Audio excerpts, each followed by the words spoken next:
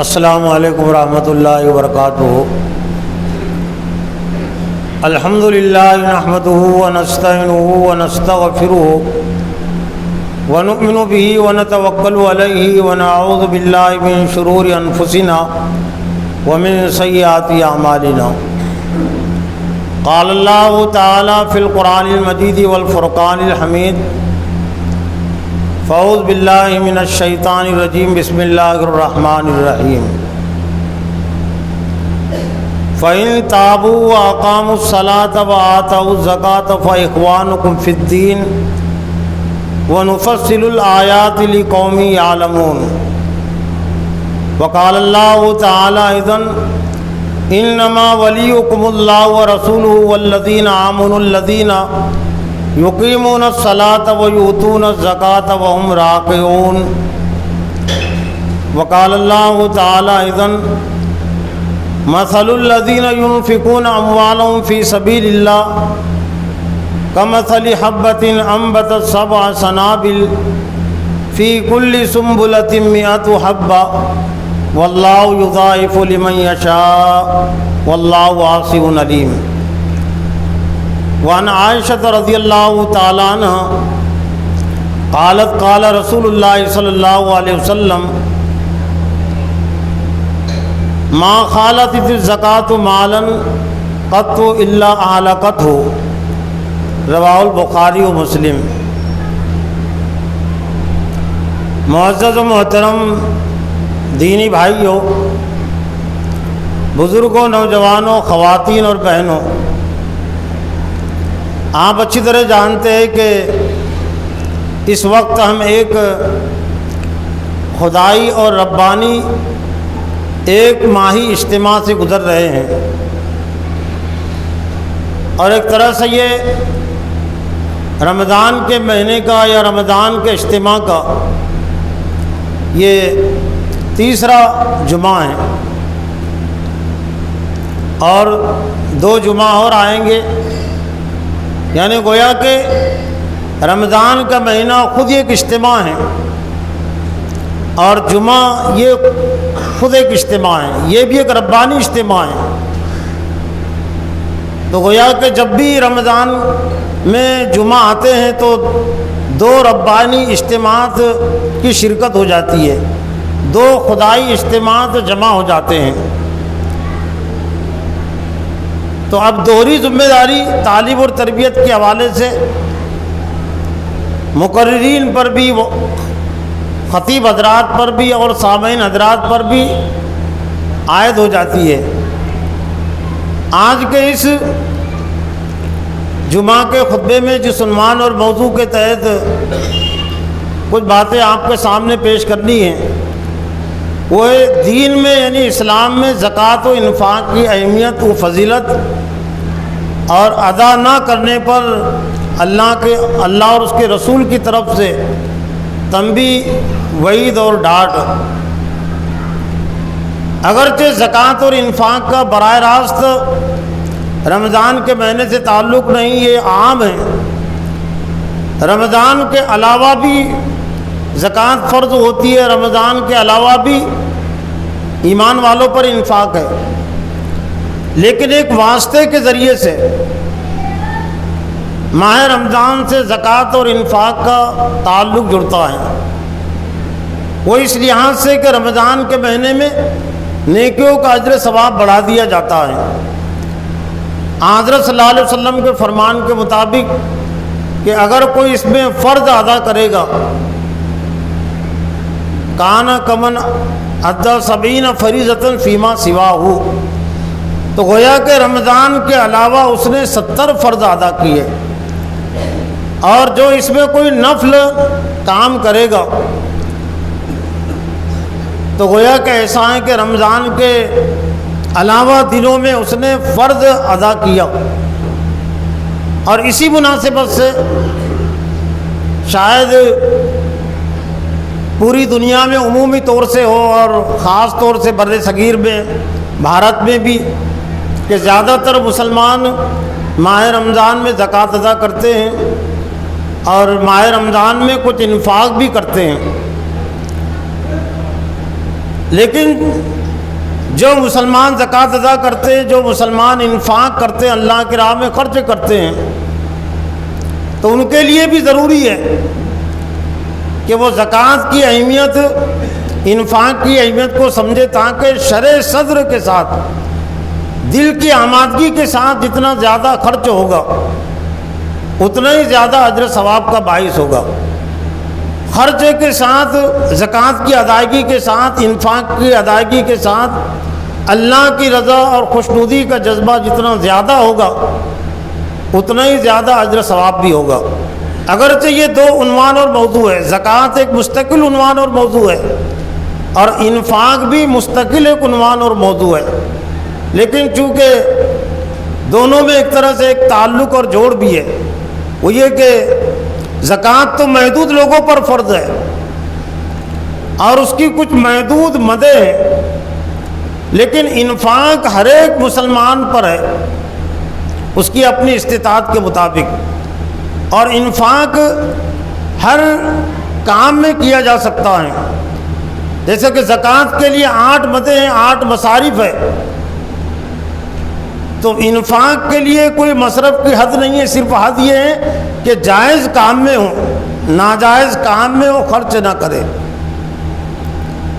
تو اب دونوں عنوان اور موضوع کے تحت کچھ باتیں ظاہر بات پیش کرنی ہے تو مختصر انداز ہی میں پیش کی جا سکے گی۔ زکوٰۃ کے حوالے سے کچھ باتیں اور انفاق کے حوالے سے کچھ باتیں، البتہ ایک غلط فہمی کا ازالہ بھی ضروری ہے۔ غلط فہمی یہ ہے کہ لوگ انفاق کو بھی زکوٰۃ سمجھ لیتے ہیں، زکوٰۃ کو انفاق سمجھ لیتے ہیں۔ دونوں کے لیے الفاظ بھی الگ ہے اور دونوں کی اصطلاحیں بھی الگ ہے اور دونوں کے احکام اور فرائض بھی الگ الگ ہے۔ زکوٰۃ تو 2.5% فرض ہے، مال میں سے 2.5%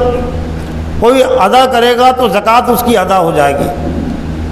مالداروں پر فرض ہے اور سال گزرنے کے بعد فرض ہے، لیکن انفاق ہر ایک کے لیے عام فہم لفظ میں آپ اس کو سمجھ سکتے ہیں کہ ایک ہے فرض نماز اور ایک ہے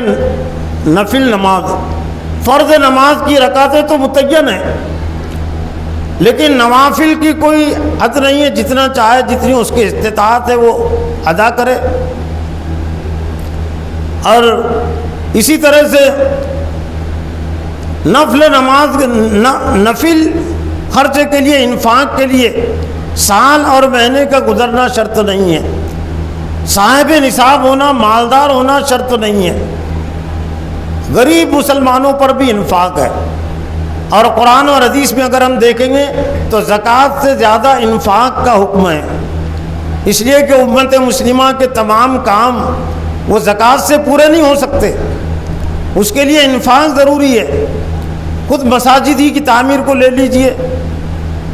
مدارس کی تعمیر کو لے لیجئے کہ مساجد کی تعمیر میں زکوٰۃ نہیں چل سکتی، والدین پر زکوٰۃ نہیں چل سکتی، قریبی رشتہ داروں کو آپ زکوٰۃ میں سے نہیں دے سکتے جو ایک ہی ماں باپ کے ہیں، بھائی بہن سے جو قریبی رشتہ ہے۔ تو اس کا مطلب یہ نہیں کہ ان پر خرچ نہ کیا جائے، اس کا مطلب یہ ہے کہ زکوٰۃ فرض نہیں بھی ہے تو بھی مساجد کا انتظام ضروری ہے ایک مسلمان کے لیے۔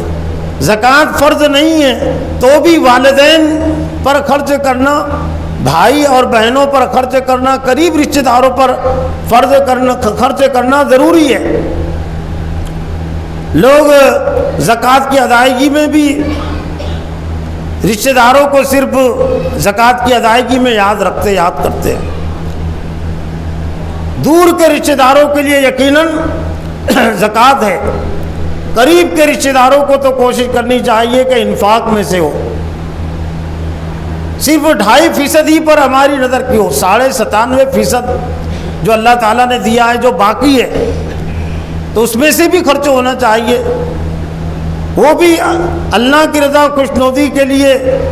رشتہ داروں پر، محتاجوں پر خرچ ہونا چاہیے۔ زکوٰۃ کی اہمیت کے لیے قرآن مجید کی صرف 2 آیتیں اس موقع سے میرے لیے، آپ کے لیے بہتر ہوگی۔ سورہ توبہ کی آیت ہے فَإِن تَابُوا وَأَقَامُوا الصَّلَاةَ وَآتَوُا الزَّكَاةَ فَإِخْوَانُكُمْ فِي الدِّينِ۔ تذکرہ چل رہا ہے مشرکین کا، اولین طور پر مشرکین مکہ کی طرف اشارہ ہے کہ 4 مہینے کی ان کے لیے مدت ہے، چاہیں تو وہ اسلام قبول کر لے، چاہے اگر وہ شرک پر رہنا چاہتے ہیں تو حدود حرم کو وہ چھوڑ دے، لیکن پھر ان کے سامنے گنجائش رکھی گئی فَإِن تَابُوا، اگر وہ توبہ کر لے، شرک سے کفر سے توبہ کر لے، ابھی تک جو کچھ انہوں نے اللہ کے رسول صحابہ کرام کے خلاف، اسلام کے خلاف جو کچھ سازشیں کی ہے، جو کچھ ظلم و ستم کیا ہے، اگر توبہ کر لے، اور توبہ میں ایمان لانا بھی ہے، سچے دل سے ایمان لے آئے، وہ اقام الصلاۃ اور نماز قائم کرے، وہ آتا الزکات اور زکوٰۃ ادا کرے، فاخوانکم فی الدین، تو وہ تمہارے دینی بھائی ہے، یعنی دینی بھائی شرط، دینی بھائی کے لیے ضروری ہے، امت مسلمہ آپس میں دینی بھائی اس وقت شمار ہوتی ہیں جبکہ اسلام کے بنیادی ارکان پر ان کا اتفاق ہو، تو زکوٰۃ کی ادائیگی کو اس میں شامل کیا گیا۔ اس کا مطلب یہ کہ اگر وہ زکوٰۃ ادا نہ کرے تو وہ تمہارے دینی بھائی نہیں ہو سکتے۔ اور سورہ انفال میں اللہ تعالیٰ نے ایمان والوں کو خطاب کر کے ان کے لیے جن لوگوں کو دوست قرار دیا کہ تمہارے اصل دوست کون ہیں، جہاں سے یہ رکوع شروع ہوتا ہے سورہ انفال کا، تو اس میں کہا گیا یا ایھا الذین آمنوا لا تتخذوا اليہود والنصارى اولیاء بعضهم اولیاء بعض، اے ایمان والو تم یہود و نصارہ کو اپنا دوست مت بناؤ، وہ آپس میں ایک دوسرے کے دوست ہیں، اور جو ان کو تم میں سے کوئی ان میں سے کسی کو دوست بنائے گا اس کا شمار بھی انہی میں سے فَإِنَّهُم مِّنْهُمْ، یعنی وہ بھی عیسائی اور یہودی میں شامل ہو جائے گا۔ پھر اسی رکوع میں آگے کی آیت میں اللہ تعالیٰ نے جواب دیا کہ دراصل تمہارے دوست کون ہیں۔ اس دنیا میں زندگی گزارنے کے لیے کچھ دوست بنانا بھی ضروری ہے، کچھ لوگوں سے دشمنی رکھنا بھی ضروری ہے، اور کچھ لوگوں سے دوستی رکھنا بھی ضروری ہے۔ دشمن تو اللہ تعالیٰ نے بنا دی ہمارا دائمی، لکم عدوا فاتخذوہ عدوا، شیطان کے متعلق کہا گیا کہ تمہارا دوست تمہارا دشمن ہے، فاتخذوہ عدوا، تم بھی اس کو اپنا دشمن سمجھو۔ تب جو بھی اس دشمن کی پارٹی میں ہوں گے، جو بھی شیطان کے نقش قدم پر چلیں گے، وہ مومنین کے دشمنی ہو سکتے ہیں، مومنین کے لیے جائز نہیں ہے ان سے دوستی رکھنا، ان کو دوست بنانا۔ تو سورہ انفال میں اللہ تعالیٰ نے دوستی کی جو شرط قرار دی، انما ولیکم اللہ ورسولہ والذین آمنوا الذین یقیمون الصلاۃ ویؤتون الزکاۃ وہم راکعون، 4 صفات کی بنیاد پر اللہ تعالیٰ نے ایمان والوں کے حوالے سے کہا کہ تمہارے دوست ہیں۔ انما ولیکم اللہ ورسولہ، بے شک حقیقی تمہارا جو دوست ہے وہ اللہ ہیں۔ دوست کہتے ہیں سرپرست کو، کام آنے والے کو، کام بنانے والے کو۔ تمہارا حقیقی جو سرپرست ہیں وہ اللہ ہے اور اس کا رسول ہے۔ والذین آمنوا الذین یقیمون الصلاۃ ویؤتون الزکاۃ وہم راکعون، اور وہ ایمان والے تمہارے دوست ہیں جو نمازوں کو قائم کرتے ہیں اور زکوٰۃ ادا کرتے ہیں، وہم راکعون، اور اللہ کے احکام کے سامنے جھکتے ہیں۔ یہ نماز کا رکوع نہیں ہے، نماز میں تو رکوع آ ہی جاتا ہے، بغیر رکوع کے نماز نہیں ہوتی۔ نماز کی ادائیگی کا تذکرہ تو آ چکا پہلی صفت میں، لیکن وہم راکعون میں جو دین کے تمام احکام کے سلسلے میں اپنے آپ کو جھکاتے سلنڈر کرتے ہیں، تو حقیقت میں تمہارے وہی دوست ہے۔ اور پھر آگے اللہ تعالیٰ نے خوشخبری سنائی، وَمَن يَتَوَلَّ وَرَسُولَهُ وَالَّذِينَ آمَنُوا فَإِنَّ حِزْبَ اللَّهِ هُمُ الْغَالِبُونَ، اور جو اللہ اور اس کے رسول کو اور ایسے اہل ایمان کو دوست بنائے جن کی صفات کا تذکرہ اس سے پہلے آ چکا، جو نمازوں کو قائم کرتے، زکوٰۃ ادا کرتے اور اللہ کے احکام کے سامنے جھکنے والے، اطاعت اور فرما برداری کرنے والے ہیں۔ تو دراصل یہی اللہ کا لشکر ہے جو اللہ اور اس کے رسول کو اور ان اہل ایمان کو دوست بنائے۔ فَإِنَّ حِزْبَ اللَّهِ، تو اس سے اللہ کا لشکر بنتا ہے۔ ہم الغالبون، اور یہی ایسا ہی لشکر غالب ہوتا ہے۔ یعنی اب گویا کہ یہ تینوں کا آپس میں تعلق و رشتہ جڑتا ہے، اللہ کا اور اس کے رسول کا اور اہل ایمان کا۔ تو یہ تین فریق مل کر ایک طرح سے اللہ کی پارٹی ہے، اللہ کی جماعت ہے، اور اللہ تعالیٰ نے اسی جماعت کے لیے غلبے کی خوشخبری اور بشارت دی۔ زکوٰۃ کی اہمیت کو سمجھنے کے لیے حضرت ابوبکر صدیق رضی اللہ تعالیٰ عنہ کے خلافت کے شروع دور کے حوالے سے جو حالات رونما ہوئے تھے، ان حالات میں سے ایک حالات کی سنگینی یہ بھی تھی کہ جو نئے نئے قبائل اسلام میں داخل ہوئے تھے، تو حضرت صلی اللہ علیہ وسلم کی وفات کے بعد انہوں نے زکوٰۃ دینے سے انکار کر دیا تھا۔ ارتداد کا فتنہ، جس کو سیرت کی کتابوں میں، تاریخ کی کتابوں میں کہا گیا، مرتدین کا ایک گروہ تیار ہو گیا، اس لیے کہ تعلیم اور تربیت کے مرحلے سے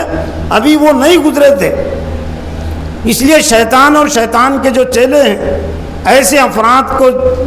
بہت جلد اچک لیتے ہیں جو پورے طور سے شعور کے ساتھ جو اسلام میں داخل نہیں ہوئے، لیکن جو شعور کے ساتھ اسلام میں داخل ہوتے ہیں ان کو اسلام سے کوئی نہیں ہٹا سکتا۔ یہ جو بھارت کے متعلق جو شور ہے، جو شور و غوغا ہے، تو اس شور و غوغا کی حقیقت کو بھی سمجھنے کی ضرورت ہے کہ اتنے مرتد ہو گئے، اتنی خواتین مرتد ہو گئی، لیکن میں اپنے احساس اور احتساب کے لیے، امت کے احساس اور احتساب کے لیے یہ بھی کہتا ہوں، کیا ان کی زندگی میں کوئی ایسا وقت آیا، کوئی ثابت کر سکتا ہے کہ شعور کے ساتھ وہ کالج پڑھنے والی لڑکی اسلام میں داخل ہوئی ہو؟ کیا اسلام کے لیے صرف اتنا کافی ہے کہ ہمارا تعلق ایک مسلمان قوم سے، ہمارے باپ دادا مسلمان تھے، تو کیا اسلام میں داخلے کے لیے اتنی کافی ہے بات؟ اور اگر اتنی بات کافی ہوتی تو پھر اللہ تعالیٰ کا یہ فرمان کیوں ہوتا، یا ایھا الذین آمنوا ادخلوا فی السلم کافہ، اے ایمان والو اسلام میں پورے کے پورے داخل ہو جاؤ۔ یقیناً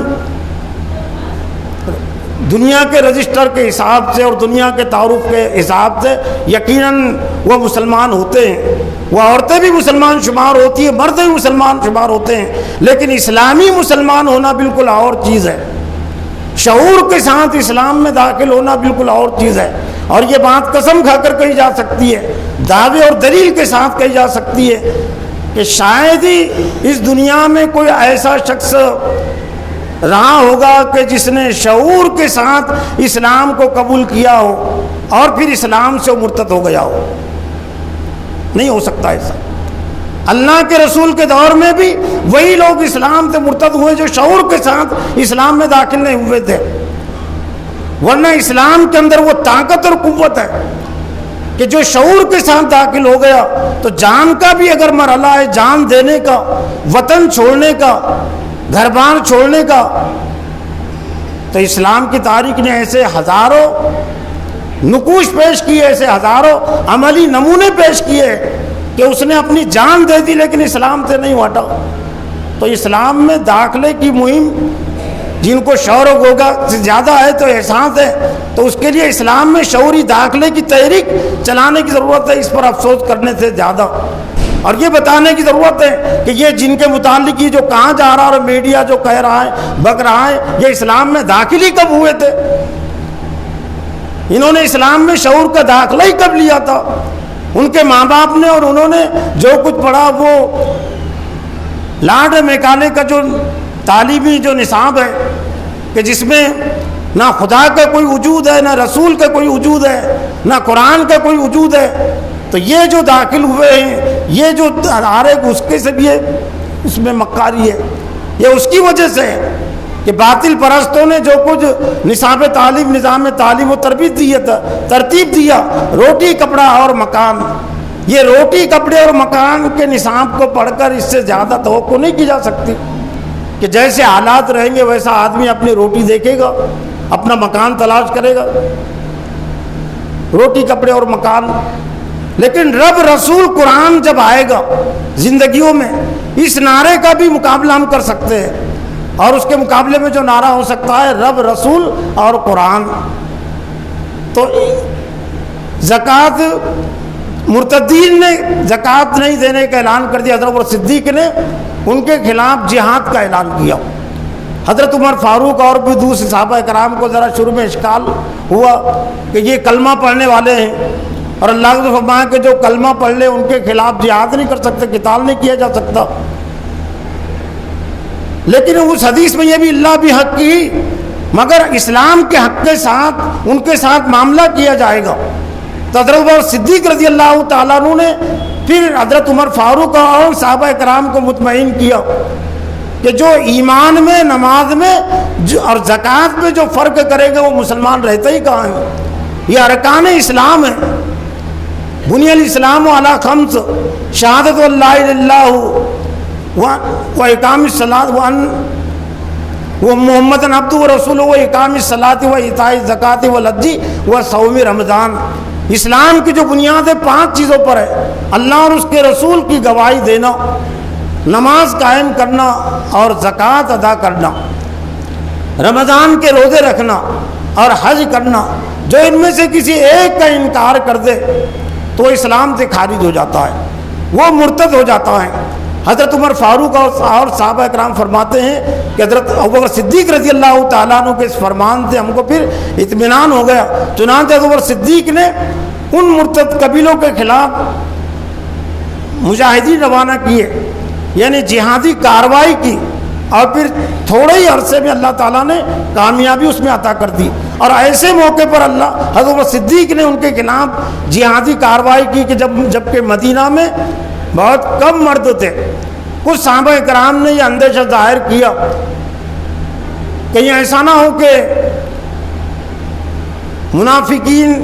اور جو ہمارے دشمن ہیں وہ مدینہ کو مردوں سے خالی پا کر دیکھ کر مدینہ پر حملہ کر دے،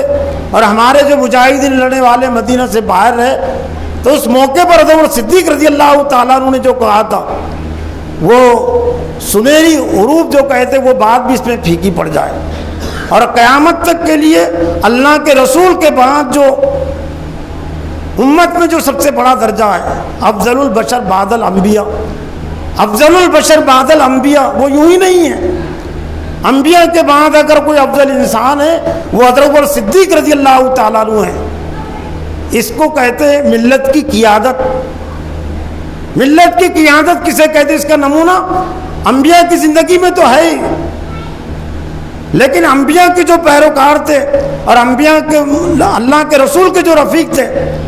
تو اس کا عکس، اس کا نمونہ آپ دیکھیں ہیں اللہ کے رسول کی وفات کے بعد۔ جبکہ اللہ حضرت صدیق کے متعلق یہ بھی ہے کہ آپ رقیق القلب تھے، نرم دل تھے، لیکن ذاتی طور سے نرم دل ہونا اچھی چیز ہے، لیکن اجتماعی معاملات میں علامہ اقبال نے اس کو شعر میں واضح کیا کہ وہ حلقہ یارا تو بریشم کی طرح نرم، رزم کو باطل ہو تو فولاد مومن ہے۔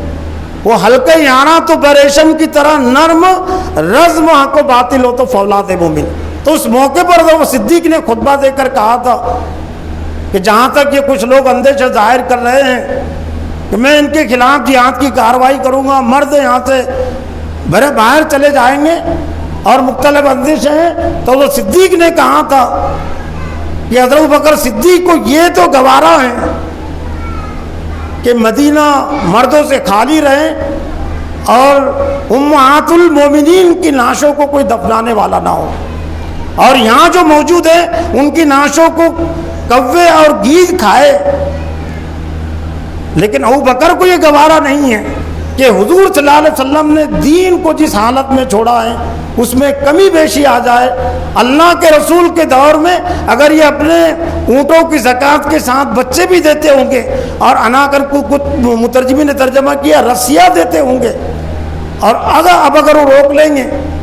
بچہ زکوٰۃ میں آتا ہے، بچے کو روک لیں گے، رسیوں کو روک لیں گے، تب بھی میں ان کے خلاف جہاد کروں گا، تب آتی اللہ تعالیٰ کی مدد و نصرت۔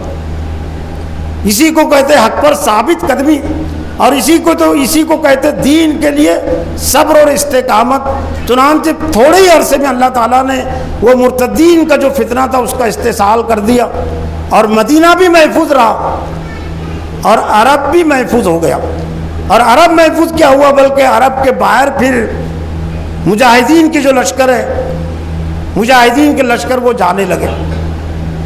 انفاق کے سلسلے میں ایک اہم بات یہ ہے کہ یسألونک ماذا ینفقون قل العفو۔ صحابہ اکرام کے جو جذبات تھے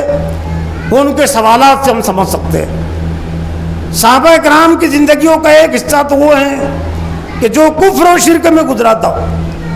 لیکن انہوں نے اپنے آپ کو اسلام کے حق میں کیسے سرنڈر کیا تھا، اسلام کے دائرے میں انہوں نے اپنے آپ کو کیسے دیا تھا، ان کے سوالات سے ہم سمجھ سکتے ہیں کہ احکام ابھی نازل نہیں ہوئے، لیکن ان کے متعلق جاننے کی طلب اور جستجو، عمل کی طلب اور جستجو ان کے اندر پیدا ہوئی۔ یسألونک ماذا ینفقون، وہ آپ سے پوچھتے کہ کیا خرچ کرے، قل العفو، تو کہا گا کہ جو کچھ زائد ہے وہ خرچ کر دو۔ انفاق کا یہ اعلیٰ مقام ہے،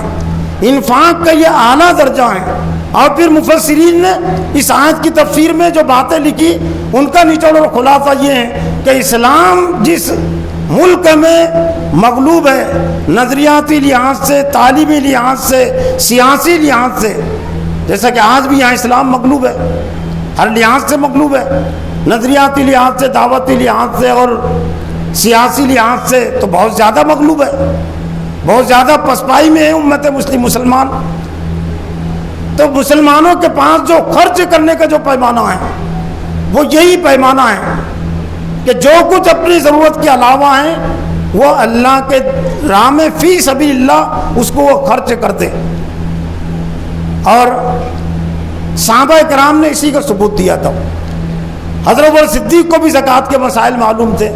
حضرت عمر فاروق کو بھی زکوٰۃ کے مسائل معلوم تھے کہ 2.5% دینے سے زکوٰۃ ادا ہو جاتی ہے۔ پھر کیا وجہ تھی کہ گھر کا پورا آسان تھا وہ لے کر پیش کر دیتے تھے، وہ تھا ان کا انفاق، اور وہ تھا انفاق کا اعلیٰ درجہ کہ جو کچھ زائد ہے اس کو خرچ کر دیا جائے۔ اور جب تک امت مسلمہ میں جذبہ پیدا نہیں ہوتا،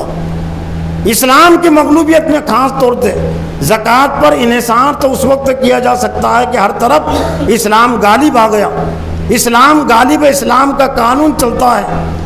امت مسلمہ ہر لحاظ سے غالب ہے، اور دوسرے جو ادیان ہیں، دوسرے جو نظریات ہیں وہ پست ہے، مغلوب ہے، تو آپ صرف زکوٰۃ ادا کر کے مطمئن ہو جائے تو کوئی فرق نہیں پڑتا۔ لیکن یہ ایک طرح سے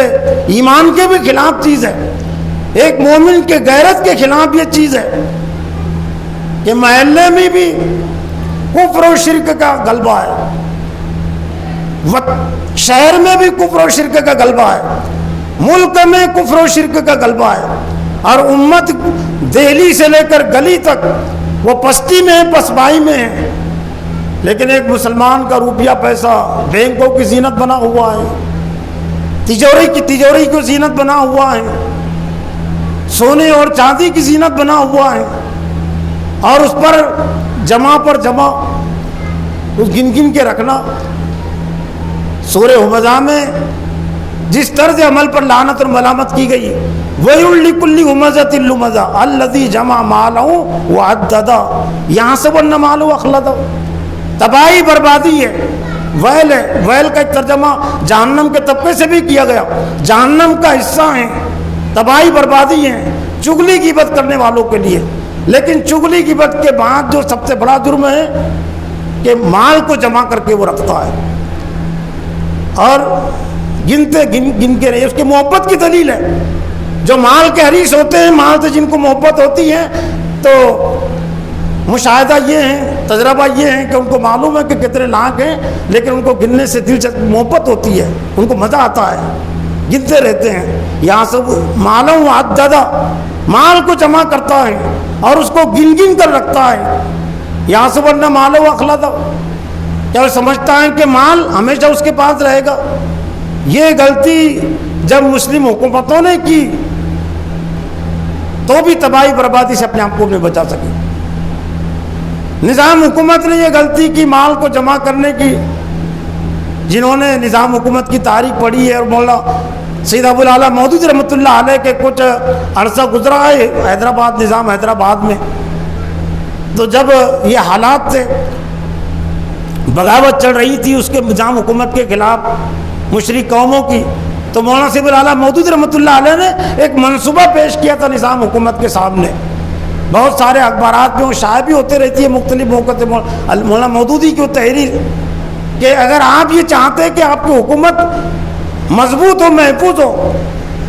تو پوری حکومت کی سرحد میں آپ کو تعلیمی تحریک اور دعوتی تحریک چلانی پڑے گی. اسلام کی تعلیم یہ جو موجود ہے، جو تمہاری تعلیم ہے، یہ مقابلہ نہ کر سکتی بغاوت کا. قرآن و حدیث کی تعلیم اور اسلام کی خالص دعوت آپ چلائے.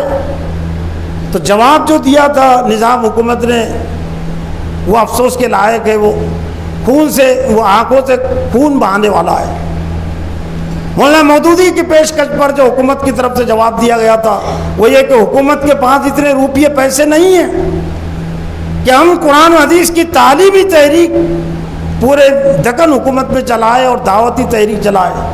لیکن پھر وہی نظام وہی 7ویں نظام کا ایک نمونہ سامنے آتا ہے آزادی کے بعد، جب بھارت کی چین سے جنگ ہوئی اور لال بہادر شاستری نے اپیل کی تھی کہ حکومت کلاش ہو گئی ہے، کچھ تعاون کی ضرورت ہے، تو وہی نظام حکومت جو 7ویں جو تھا حکمراں، نیٹ پر بھی ڈالا ہوا ہے ان کا وہ عطیہ. اور یہ بھی ویسے کہ آج تک کسی حکومت کی طرف سے یہ سب سے بڑا عطیہ تھا، اور وہ تھا 5 ٹن سونا. 5 ٹن لوہا نہیں ٹن لوہے کی طرف اشارہ چلے جاتا نا، ٹن بولے تو لوہا ہوتا،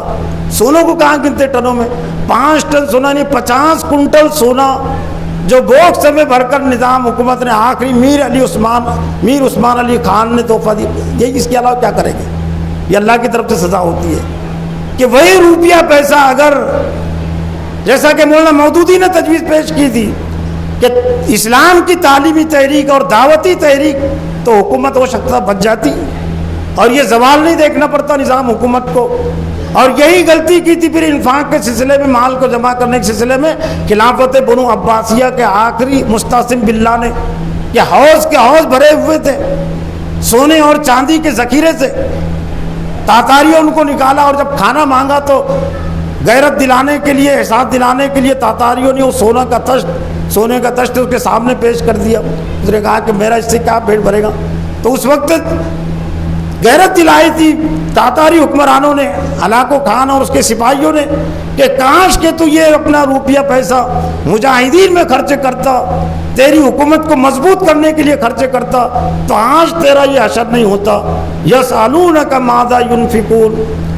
جو لوگ اپنے مال کو جمع کر کے رکھ رہے ہیں، اور دوسرے طرف اسلام ہر لحاظ سے مظلوم ہے، مغلوب ہے، اور اپنے وہ مستقبل کے سپنے دیکھتے ہیں، خواب دیکھتے ہیں ترقی کے. ان کو گزشتہ زمانے کی تاریخ سے سبق لینا چاہیے. موجودہ دور کے مسلم سرمایہ داروں کو، مالداروں کو سبق لینا چاہیے. اور پھر آج جو بہت سارے جو جیلوں میں پڑے ہوئے ہیں ان سے سبق لینا چاہیے. یہ مال آخرت میں تو کچھ کام نہیں آئے گا، دنیا میں بھی نہیں کام آ سکتا ہے. ہاں جو مال اللہ کی راہ میں خرچ ہوتا ہے، صرف ہوتا ہے، وہ دنیا میں بھی کام آتا ہے اور آخرت میں بھی کام آتا ہے. چونکہ وسیع تر عنوان اور موضوع ہے انفاق اور زکوٰۃ دونوں کا. صرف فضیلت کے سلسلے میں یہ کہ قرآن مجید میں کہا گیا کہ جو لوگ اللہ کی راہ میں مال خرچ کرتے ہیں ان کی مثال اس دانے کی طرح ہے کہ جس کو زمین میں بویا گیا اور جس سے 7 بالیاں نکلی، 7 کوپلیں نکلی، اور ہر کوپل میں 100 دانے لگے. لیکن اس پر محدود نہیں، واللہ یضاعف لمن یشاء، لیکن اللہ تعالیٰ جس کے لیے چاہتا ہے اس میں اضافہ کرتا ہے. لیکن یہاں فقراء کے لیے وہ مال خرچ کرنے کی بات نہیں ہے. فی سبیل اللہ ایک محدود مخصوص اصطلاح ہے. لوگوں نے غربا اور فقراء کو دینے کو بھی فی سبیل اللہ سمجھ لیا. ان کو معلوم ہونا چاہیے کہ سورہ توبہ کی آیت نمبر 60 میں جو 8 مدیں ہیں، 8 مدوں میں سے ایک مد ہے فی سبیل اللہ، اس میں فقراء الگ ہیں، اس میں مساکین الگ ہے، مؤلفۃ قلوب الگ ہے، غاربین الگ ہے، وہ ابن سبیل الگ ہے۔ فی سبیل اللہ میں وہی خرچ ہوتا ہے جو اسلام کی تعلیم کے لیے اور کلمہ کفر کو کمزور کرنے کے لیے، اس کی پستی کے لیے، اور کلمہ اسلام کی بلندی کے لیے جو مال خرچ ہوتا ہے وہ ہوتا ہے فی سبیل اللہ۔ اور 8 مدوں میں سے اہم مد ہے، لیکن اس مد میں وہ مال خرچ نہیں ہو رہا ہے۔ اگر فقراء پر، غربا پر، مساکین پر اگر مال خرچ بھی ہو گیا، لیکن اسلامی نظام کے قیام کے لیے اور نظام کفر کو کمزور کرنے کے لیے مال خرچ نہیں ہوا تو غریبوں کی غربت دور ہونے والی نہیں ہے، مسکینوں کی مسکنت دور ہونے والی نہیں ہے۔ اس لیے کہ یہ جو غربت کا جو تعلق ہے وہ نظام سے ہے، نظام جب تک کہ تبدیل نہیں ہوتا، نظام غیر اسلامی رہتا ہے تو غریبوں کی تعداد میں اضافہ ہی ہوتا رہے گا۔ وہ جو آتا ہے کہ زکوٰۃ دینے والے، زکوٰۃ لینے والوں کو اسلام نے زکوٰۃ دینے والا بنا دیا، تو وہ کیا چیز تھی؟ وہ تھی نظام کی تبدیلی، کہ جب اسلام کی سربلندی حاصل ہو گئی، وہ سیاسی لحاظ سے غالب آ گیا، تو جو غریب تھے، فقیر تھے، جو کچھ زکوٰۃ لیتے تھے وہ زکوٰۃ دینے والے بنے۔ لیکن یہ نظام کی برقراری کے ساتھ چاہے جتنا روپیہ پیسہ اور مدوں میں صرف ہو جائے تو بہت زیادہ نتیجہ اس کا دنیا میں نہیں آتا۔ اور پھر مفسرین نے بات بھی لکھی کہ یہ وہ مد ہے کہ دور مکی میں بھی یہ مد تھی،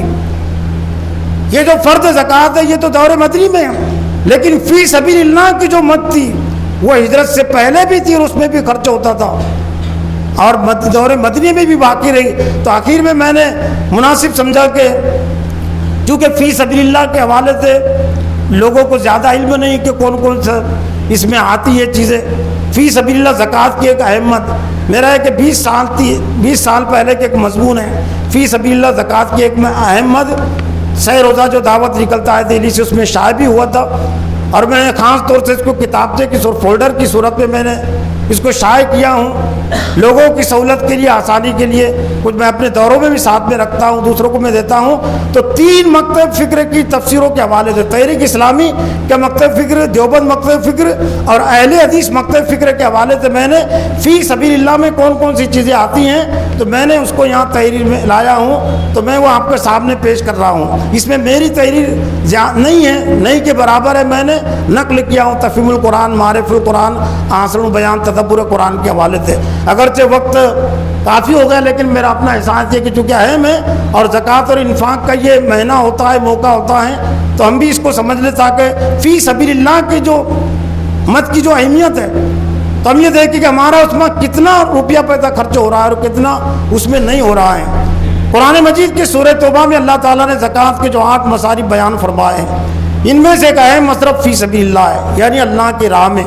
اور اگر یہ کہا جائے تو بے جانا ہوگا کہ زکوٰۃ کے 8 مصارف میں سب سے اہم فی سبیل اللہ کا مصرف ہے، یعنی اللہ کی راہ میں۔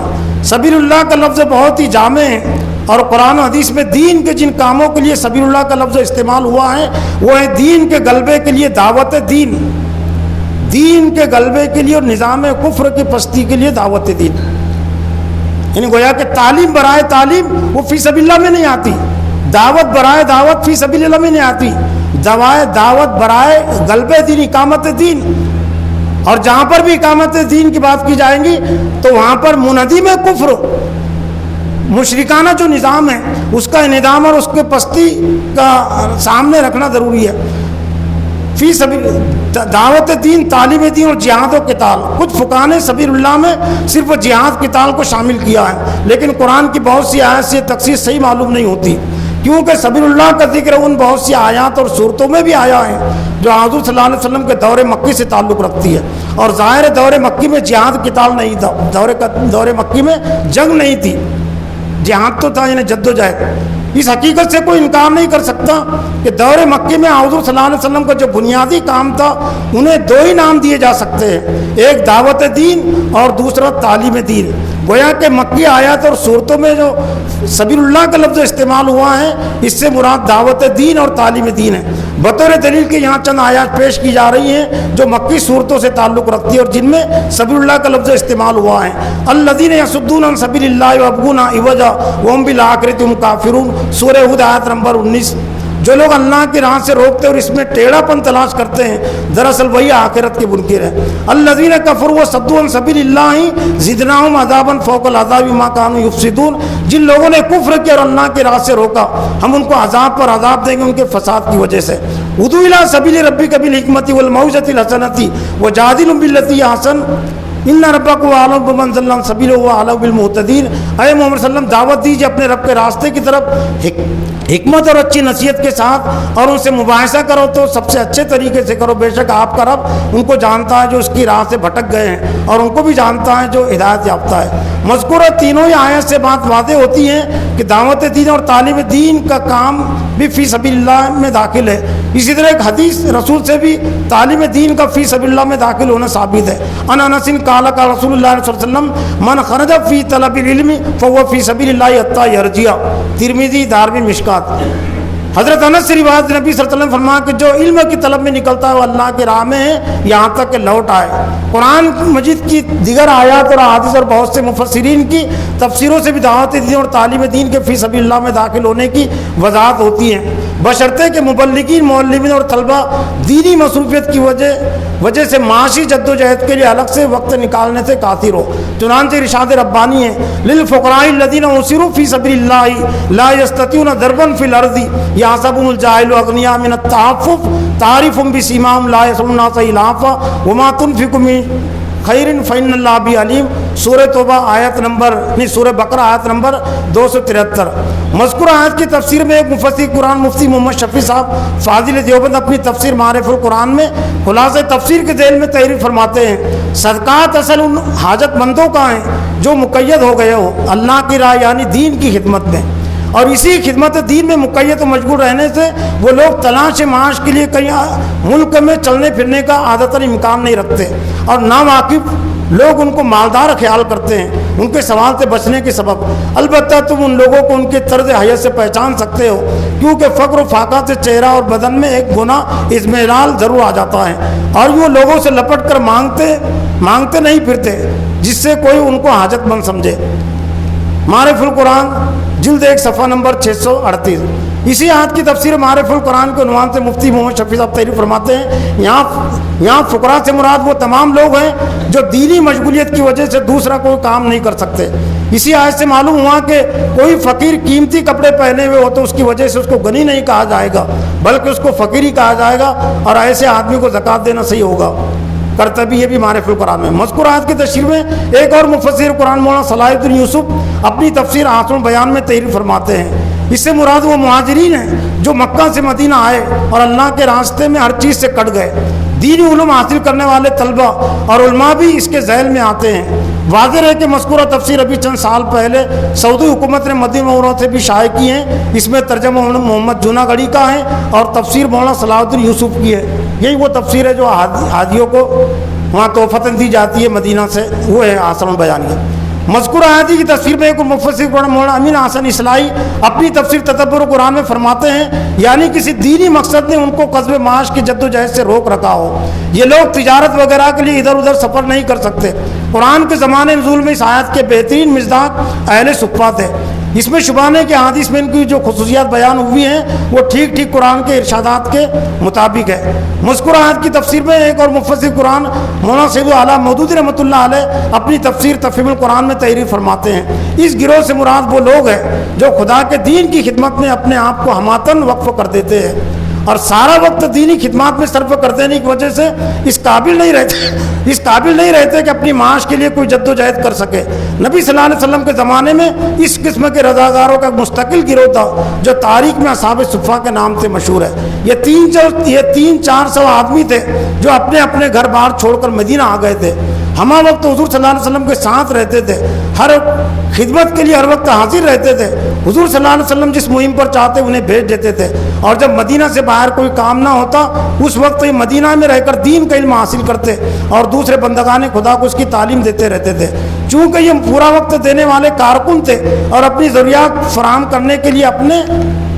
ذاتی وسائل نہ رکھتے تھے، اس لیے اللہ تعالیٰ نے عام مسلمانوں کو توجہ دلائی کہ خاص طور پر ان کی مدد کرنا انفاق فی سبیل اللہ کا بہترین مصرف ہے۔ تفہیم القرآن جلد اول صفحہ نمبر 210۔ کچھ اور ایک مختصر تحریر جو بعد میں کچھ لینا چاہتے تھے بنانے کے لیے وہ اور حاصل کر سکتے ہیں۔ یہ چند باتیں خلاصے کے طور پر تو آ گئی کہ فی سبیل اللہ میں کون کون سے کام آتے ہیں۔ اللہ تعالیٰ سے دعا ہے کہ اللہ تعالیٰ مجھے بھی اور آپ کو بھی زکوٰۃ اور انفاق کی اہمیت کو سمجھنے اور خاص طور سے اس کو فی سبیل اللہ کے مد میں خرچ کرنے کی توفیق عطا فرمائے۔ وآخر دعوانا الحمد للہ رب العالمین۔